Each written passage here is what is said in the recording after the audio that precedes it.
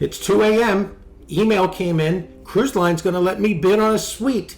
Do I do it or do I wake Anna? You don't wake Anna, but we might be bidding on that. Whether it's bidding up, moving up, roiling up, whatever your cruise line calls it, it can be darn near impossible to resist the temptation to bid on an upgrade on your stateroom category for what could end up being a significant savings. But you know what else is impossible? Understanding how this all works. There is no rhyme or reason to bidding up to get a better stateroom. So we're going to do our best. We're going to try and explain it. Hang with us and let's see how this goes. All right, let's see if we can save you some money and possibly get you into that fabulous luxury penthouse suite. So the first thing we want to talk about is, what is a bid up offer? What is this? So my understanding is it's a marketing program from the cruise lines, and it is an opportunity for them to fill cabin space and for you to possibly save money on another deal. And that's sort of the way that I suggest you take this. Yeah. Always go into this remembering that it's a cruise industry initiated event to help you, but also to help them. This could be a win-win prospect. A cruise line gets to fill staterooms that they didn't fill earlier, or better staterooms that they didn't fill earlier, and you get to move into a better stateroom category for less than what you would have spent had you just purchased that category outright. But it also could just be a way for the cruise line to determine how much you're willing to pay for a better stateroom. So which means the next cruise you book, that little box will pop up and go, hey, $99.95. Yeah, so the bottom line is you might get a bid up offer, but there might not be a stateroom available for you to bid up into. It's just a way to collect data for the cruise line. And you, regardless of whether you look on the website, call your travel agent, call the cruise line, just because you don't find one available or you do find one available doesn't mean you're going to get it from this bid. Also, somebody might just have to cancel 2 days before the cruise. Yeah. So you're a math guy. So tell us what it is we have to do this bid thing. So not at 2 o'clock in the morning. Oh, cool. Oh, so you want cooler heads math? Yes. We want rational people. Okay. What do rational people have to do? I'm a certified accountant that's married to a cute redhead. You don't want that kind of math. Okay. What you got to do is just very simply figure out how much you paid and then figure out how much the stateroom will cost for you to buy it outright. Now you got the difference. Our recommendation, 20% low bid, 50% is the absolute highest to go. Any more than 50% and you should have bought it yourself already. And here's how you're going to place that bid. So the cruise line will email eligible cruisers the opportunity to bid. It's a third-party link that you'll go to, and when you get there, it will show you the stateroom categories that are available for you to bid up into. Each one of those categories is going to have a little sliding scale underneath it, which shows you what the minimum bid is and what the maximum bid is. And you're going to choose between the minimum and the maximum how much you want to bid on an upgraded stateroom. And you can bid on as many as you want. So if you were offered the opportunity to bid on 3 or 4 different stateroom categories, go ahead and bid on them. You're welcome to. If you want to move into them. And I think this is a good point. Can you remind us of what's the different stateroom category terms?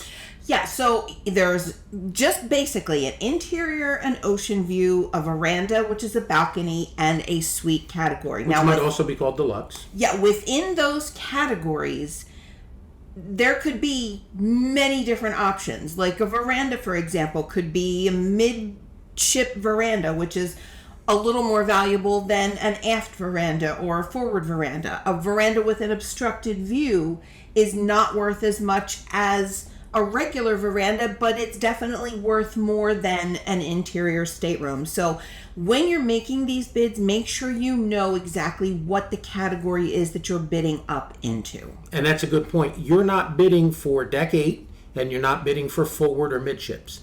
You're bidding for a category, which means if you win, the system at 2 in the middle of the night is going to charge a card and put you wherever it's most convenient.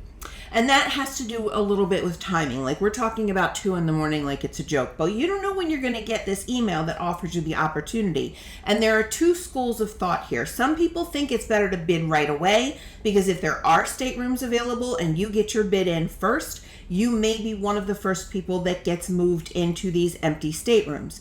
The other school of thought is wait until the very end, because the closer you get to your sale date, if there are staterooms that aren't sold, the cruise line might be more motivated to sell those to you for a lower bid amount. So there are two schools of thought there. Our school of thought is not at 2 a.m. because I'm not getting out of bed to find a credit card at 2 a.m. for you to bid up. But I would definitely do it sooner rather than later. May you save more money if you wait until a little bit later? Yeah, it's a possibility, but you also might get blocked out entirely because there won't be any staterooms left. The other advice you'll hear there is that you have to remember your bid, once you make it, is active until the cruise line cancels it or you rescind it. So there are people that just leave it running until the end of the cruise, but when it sails, there's other people that go, look, after a week I didn't get it, they drop it off. There's all sorts of tactics for this. None of them are proven. You have to use your own best judgment and roll those dice. So how do you know what bid is a winning bid? Well, first of all, you have to know what your budget is. Don't go into this and it's very exciting. It is very enticing. Oh, it's very exciting. Yeah. That sliding bar goes from red to green to yellow and blue. And the sliding bar, for the most part, will tell you whether your bid is a weak bid or a stronger bid. Don't be swayed by that. I know you're going to want to go to the best bid. Know what your budget is before you place the bid. That's going to be really important because you don't want to end up paying more for the stateroom than what you would be able to get it for if you just went online or if your travel agent went online and you booked it yourself. So that's the first thing. You also want to do as much research as you can as to what other similar successful bids were. This is another part of this that's damn near impossible. I mean, this isn't even grain of salt stuff. This is a bag of salt. People are going to, I don't want to say lie, but they're going to be afraid to admit that they made a mistake and overspent. So someone's going to tell you, I bid $1. And you're like, sir, I'm looking at the screen. Minimum bid's $100. I bid $1. They're not motivated to give you that information. The flip side of that is somebody bids $1 and actually wins. Now, $1 is probably never going to be your minimum bid, but if you've made a minimum bid and you were successful, you don't want other people to know that because you might miss out because the competition is going to be more on your next one. But how do you find out what these bids have been? Well, if somebody's going to admit it, they're going to admit it in the cruise groups that you find on Facebook or other social media sites, maybe Cruise Critics. So you're going to want to look at those places and sort of get a feel for what other people are saying their successful bids were. Yeah, a lot of people aren't even going to tell you that they bid because it's sort of, they might take it that, well, I couldn't afford this, but I got it through a bid, and they're a little self-conscious. There's a lot of marketing and a lot of emotions that go into this. So most importantly, what's your budget? And then the next important is your timing, but what's the next one? Where is this ship going and what do you want? Yeah, because where the cruise is going and which cruise ship you're on may determine how much those upgrades go for. On a brand new ship or a really desirable itinerary like Alaska, your Miranda in Alaska. Yeah, your minimum bid may not even come close to winning. If you're moving from an ocean view or even an interior and you're bidding on a balcony cabin, there's going to be a lot of people bidding on that in Alaska because it's a really desirable cabin category. The same is true of a brand new ship like Icon or Utopia. If you're offered a bid up opportunity for those, you're probably not going to get them for the minimum bid. So keep that in mind when you're thinking of your budget and thinking of how much you want to bid. All right, and for all of you, Ann is going to give you the Price is Right school on how to bid. I go first and I bid $1. So if you've ever watched The Price is Right, and I don't know who in this earth has not, you know that most of the winning bids end in a 5 or a 0. If you are playing for the car is almost always going to end in a 5 or a 0. Don't do that when you're bidding here because, first of all, a lot of people are going to bid the minimum amount just for the hell of it. They're just going to take their chances and bid the minimum amount. Don't ever bid the minimum amount. Don't ever bid something that ends in a 5 or a 0. Bid something that ends in a 2 or ends in a 7. That just bumps you a little bit above all of those Price is Right thinking people that are going to stick to the nice round numbers. You don't do that. You bid something a little bit weird, a little bit quirky, $101, $106. Just set yourself apart a little bit. I put in my bid with consent, obviously. And we won. What did I actually win, Anna? What did I win? So the advantage to bidding up is that you really may have done yourself a huge favor in terms of budget. You may have gotten yourself a way better stateroom at a much discounted price. So that's the best advantage, is it's a huge cost savings for some people. Also with that, you might get additional benefits, experiences. If you have gone from a veranda to a suite, you may have added for yourself a beverage package, a Wi-Fi package, specialty dining, cocktail party. Yeah, you may get additional benefits as a result of your bid. You also might just have landed yourself in the lap of luxury. You might have gone from an ocean view stateroom to a deluxe veranda stateroom, and that's a really nice perk. Not that the room is a whole lot bigger, but just having a little bit of space or maybe some better amenities. You've moved yourself into a more luxurious stateroom category for less than you could have gotten it had you just purchased it outright. With all these perks, there has to be some possible downsides. Are there money downsides to winning a bid? So there are money downsides. So the first thing you have to remember is when you place your bid, that bid is times 2. So if you bid $500, it's going to be a $1,000 bid because the bid is per person for 2 people. Can you have more people in your stateroom? You can. But if you forget that and now your credit card is charged more than you expected, you may end up overpaying for the stateroom that you're bidding on. Yeah, read that line that says per person. Yeah. The other thing is there's a lot of uncertainty here because most of the time they don't tell you that your bid has not been accepted. Now you can keep going back to the bid page. You can change your bid once you place it, not once it's accepted, but once you place your bid. If you want to change it up or down, you can do that. But you may not hear from the cruise line that you are rejected, basically, or that your bid has not been accepted. And you might be anticipating moving up, or you might not like that whole uncertainty factor. If you're a planner, this may not be the way to go. Yeah, if your vacation's already stressed out enough, this may not be the thing to throw in the stress ball. The other thing is your bid is non-refundable. So once you have had a bid accepted, you cannot get it back. You cannot change your mind. You cannot see that you don't love the cabin that they've put you in and ask for it back. You're kind of stuck with this non-refundable additional fee for your cruise. Are there any downsides about the stateroom itself? Not just the money, but are there any downsides to winning a bid when it comes to your stateroom? Yeah, because when you place a bid, you don't know what stateroom you're going to get. And it could be a stateroom that you don't want. If, for example, you have mobility issues and you have chosen a stateroom that's located midship because you want to be close to that bank of elevators, you may be moved entirely away from midship when you place your bid.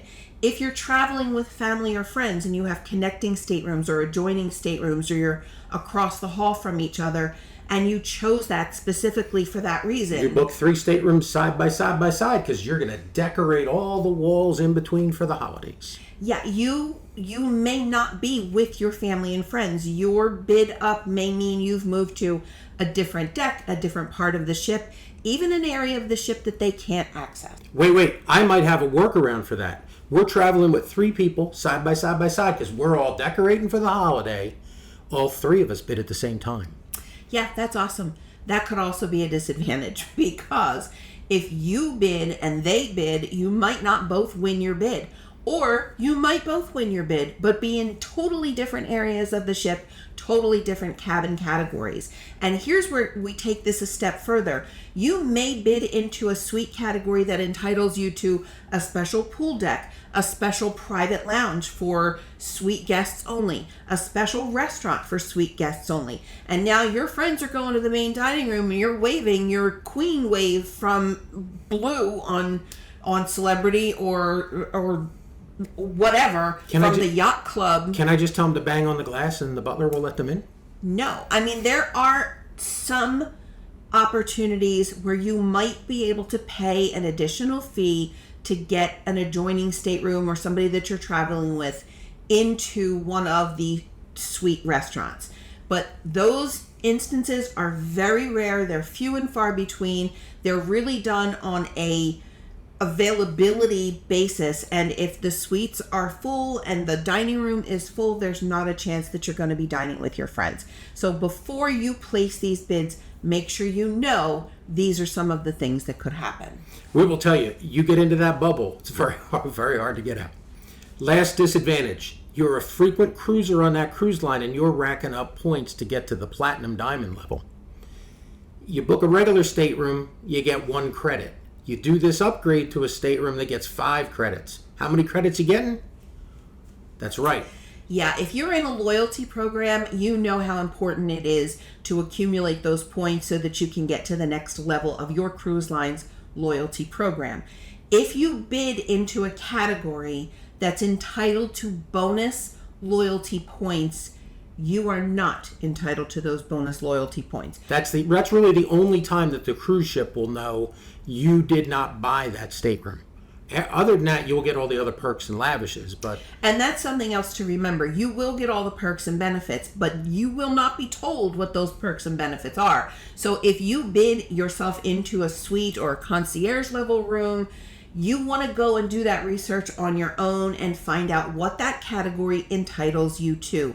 You might get on the cruise ship and have to make reservations for a specialty dining. You might have bid into, let's say, a junior suite and you're only entitled to certain meals in the specialty dining restaurant. So you want to familiarize yourself with the benefits that you're entitled to based on the stateroom category you've moved into. Now this is very much ship specific. I mean, it could happen.